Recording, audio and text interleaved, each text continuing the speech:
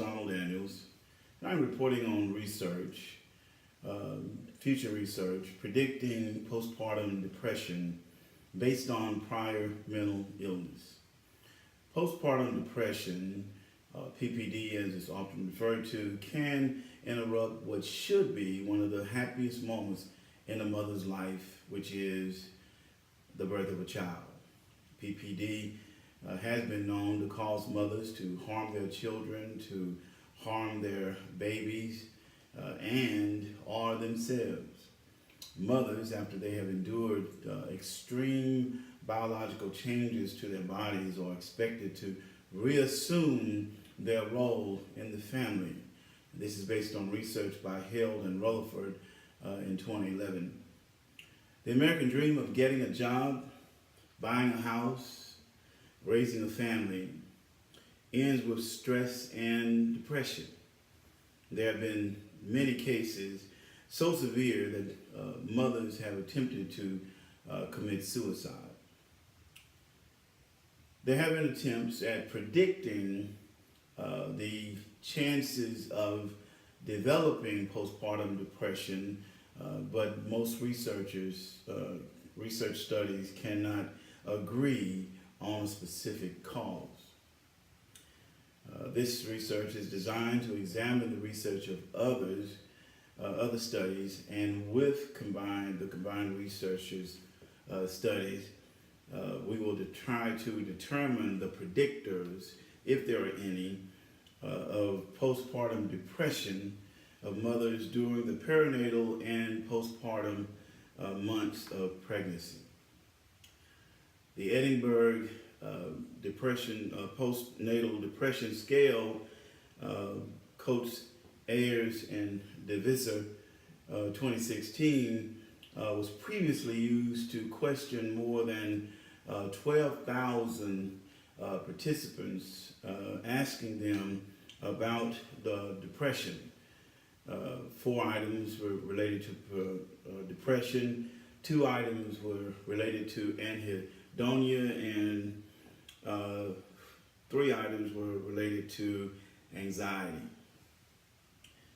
The findings of the Edinburgh Postnatal Depression Scale, EPDS, will be examined along with the factors discussed that it presents as causes of PPD.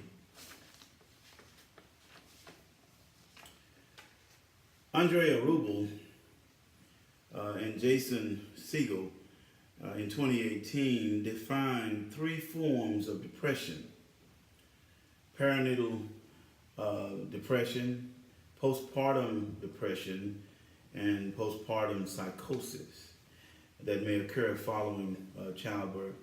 Postpartum depression is the most common of these 3. A study found that 19% of new mothers experience a depressive episode 3 months after childbirth. Gavin et al. 2005 in their research discovered this. These episodes include a variety of symptoms such as sadness, apathy, interpersonal hypersensitivity, anxiety, irritability, and excessive crying. Rose Coates and her colleagues aim to examine the factor structure of the EPDS in pregnancy and postpartum at 4 time points in the large population-based sample.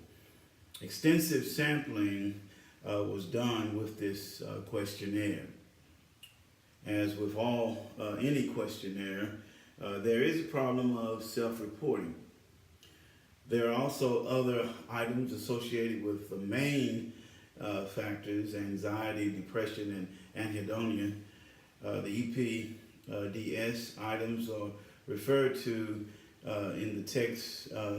Number 1, laugh; 2, enjoyment; 3, self-blame; 4, anxious; 5, scared; 6, things getting on top of me. 7, sleep. 8, sad. 9, crying. And 10, self-harm. In the questionnaire, participants associated their feelings with any of those items. And although the Edinburgh Postnatal Depression Scale revealed several items associated with PPD, depression seemed to rank the highest with the participants. And this was determined by the 10 items included in the self-survey. Another factor that we found related to depression and not included in the EPDS survey is weight. The stigma of weight affects the health of many people.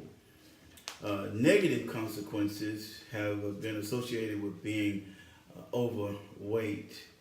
The weight stigma has infiltrated itself into pregnancy. Physicians have calculated the weight and the weight of the mother and the weight of the fetus throughout the stages of growth. And this stigma associated with weight, mothers are expected to maintain this graduation of weight throughout the pregnancy, and as mothers will look at themselves in the mirror and see that they have gained weight, they're not happy with their bodies, oftentimes will bring sadness. This is according to research by Rodriguez and others in 2019. Ethnicity was also taken into consideration, and pre-pregnancy body mass index. Greater postpartum depressive symptoms were associated with weight-related retention at the 1 year postpartum. Thus, the conclusion of the research revealed that women after birth had greater risk of postpartum depression associated with weight retention. So it would seem that EPDS and research studying the effects of weight stigma, zeroing in on predicting postpartum depression would be easy. However, in another research study, it was determined that depressive symptoms in perinatal period do not follow an unaversive pattern.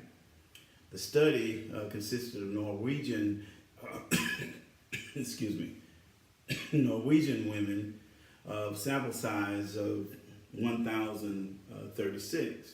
Participating in a community study included women from mid-pregnancy to 12-month postpartum.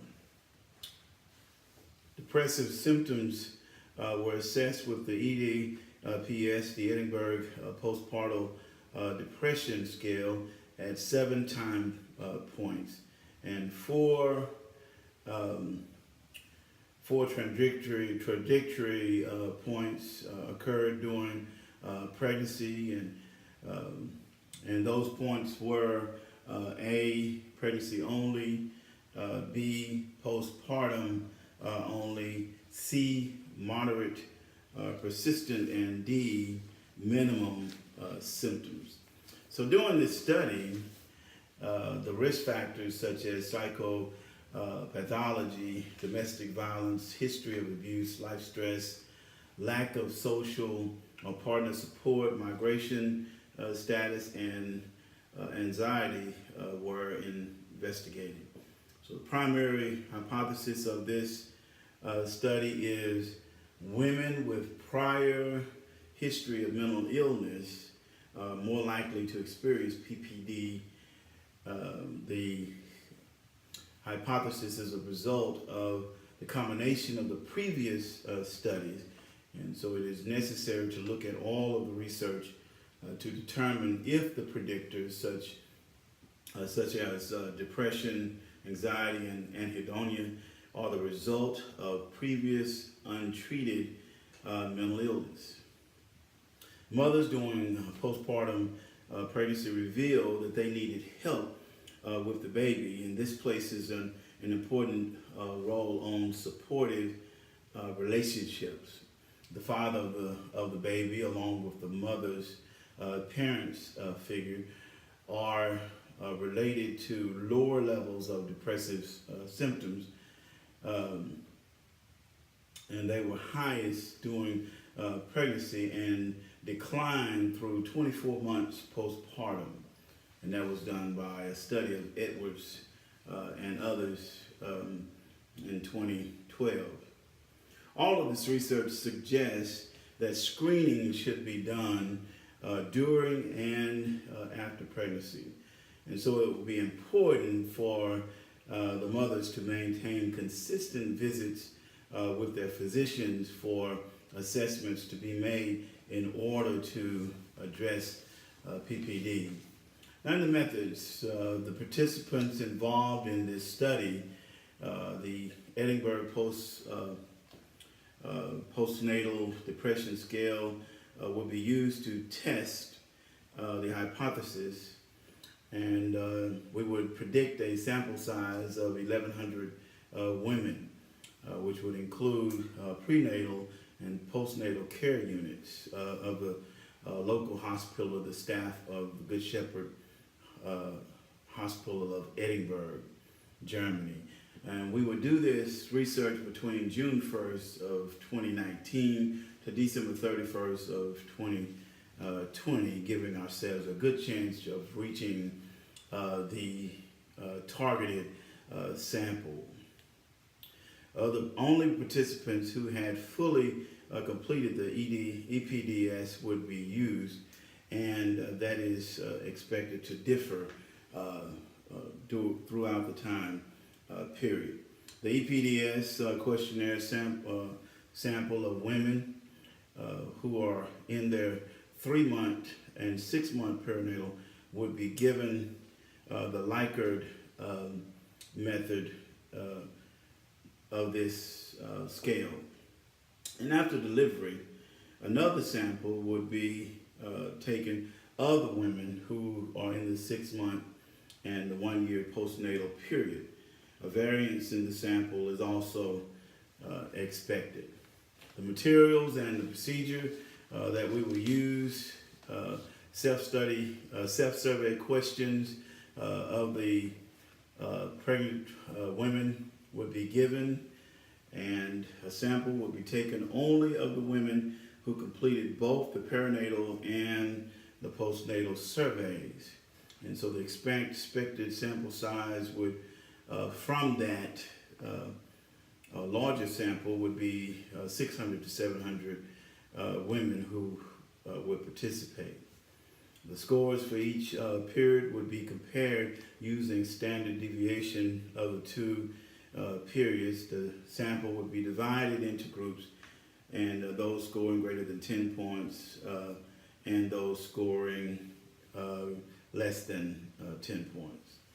The anticipated results of the survey is expected to be completed by the participants during the 13 to 17 weeks gestation, the 28 through 32 week gestation, 6 weeks postnatal, and 12 months postnatal. And those with surveys at the 18th month postnatal are expected to show no significant difference than the 12 months. So we will not be sampling past 12 months. We are expecting that deep depression will score higher, the highest of the other factors. The expected results of those with greater than 10 point scores are expected to result in the body of the sample when compared to the same samples of the 3-month and 6-month gestation. These results, or expected results, would significantly indicate that perinatal mental illness is related to postpartum depression after pregnancy. So in our discussion, the expected results of the study presented three factors that are associated with postpartum depression. Depression, anxiety, and anhedonia. They would be identified by the Edinburgh Postnatal Depression Scale, and the participants in the study who have scored greater than 10 points both before delivery and after delivery would confirm the hypothesis that people with prenatal depression symptoms were more likely to have postpartum issues. Now, there are limitations of the surveys, and they would include honesty of the participators in the survey because of people's reluctance to self-report on issues that they may be having because it may be related to family or themselves. Other issues included the lack of sampling of participants who had prior symptoms of depression before becoming pregnant. By not studying for this element gives us a incomplete result of our study because of that factor could be a contributing factor to women having postpartum depression after pregnancy. Ideally, one ought to have objective measures of the participants' histories of affective disorders. That was in a research by Fredrickson and others in 2017. There would be a need to do further research to include questions that would ask participants of their feelings prior to learning of their pregnancy. Other factors known to cause any of the three factors include the lack of support by the family or the husband, being beyond dealing with the negative impact of depression. Women with postpartum depression also experience the burden of stigma of disgrace. This was in a research by Rubal and Siegel in 2018. It reduced anger and increased sympathy were also predicted to be associated with increased relationship closeness as well as a more favorable social support outcome expectations. So future studies should explore the utility of dyadic interventions aimed at reducing stress, depression, and also intimate partner violence, or IPV, and improving relationship adjustment as a means to improve women's health during pregnancy and postpartum. Flanagan and others in 2015. Thank you so much, Donald Daniels. God bless.